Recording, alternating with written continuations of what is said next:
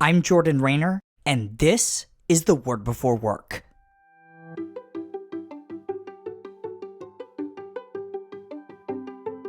Today we're reading from Matthew 5:13. Here's what Jesus says: "You are the salt of the earth. But if the salt loses its saltiness, how can it be made salty again? It is no longer good for anything except to be thrown out and trampled underfoot."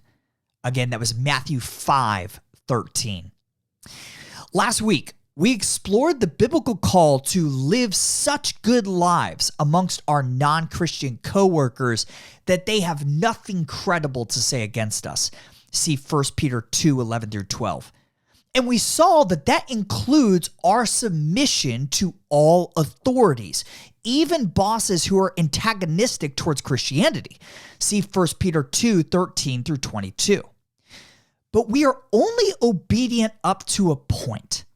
In the rare instances in which an authority explicitly asks us to contradict the Lord's commands, when they ask us to lie to a coworker, embellish the truth, or stop talking about Jesus in the office, we are free and obligated to dissent. We choose to obey God and not man. See Acts 5. Otherwise, our salt loses its saltiness, and it is no longer good for anything. That brings us to our fourth principle for working in exile. Here it is. Christians are called to disobey directives that clearly contradict God's word, but to do so in a distinctly God-honoring way. Why a distinctly God-honoring way? Because even when we refuse to obey an earthly authority, we can do so in ways that do and do not glorify our great God. There are a number of case studies for what God-honoring disobedience looks like in the book of Daniel. See Daniel 1:5 through 14, Daniel 3:1 through 18, and Daniel 6:6 through 12. Here are three characteristics of godly dissension that we see in these passages. First, we're called to disobey respectfully. When Daniel was asked to eat defiled foods from the king's table, he didn't just say no to his boss. Quote, he asked the chief official for permission to abstain. See Daniel 1:8. Now, we can assume that had Daniel not received permission, he still would have obeyed God and not man. But by asking for permission, he was disobeying respectfully. Second, we're called to disobey constructively.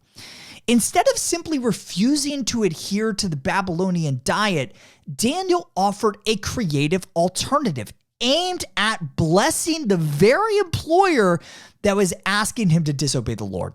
See Daniel 1:12. Daniel understood that he and we are called to seek the peace and prosperity of the non-Christians we work for. And this shines through even in his disobedience. See Jeremiah 29, verses 1 through 7.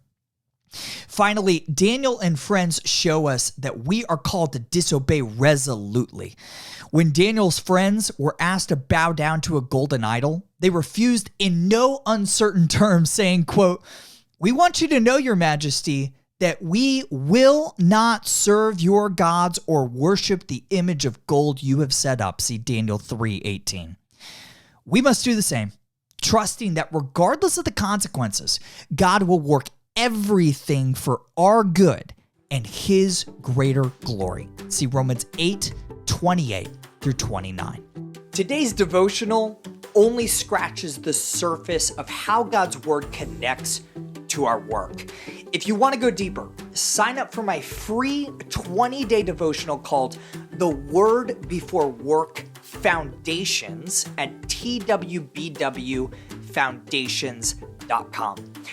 These email devotionals are designed to help you gain a rich understanding of the biblical narrative of work, how exactly your work matters for eternity, and what those truths mean for how we ought to work today.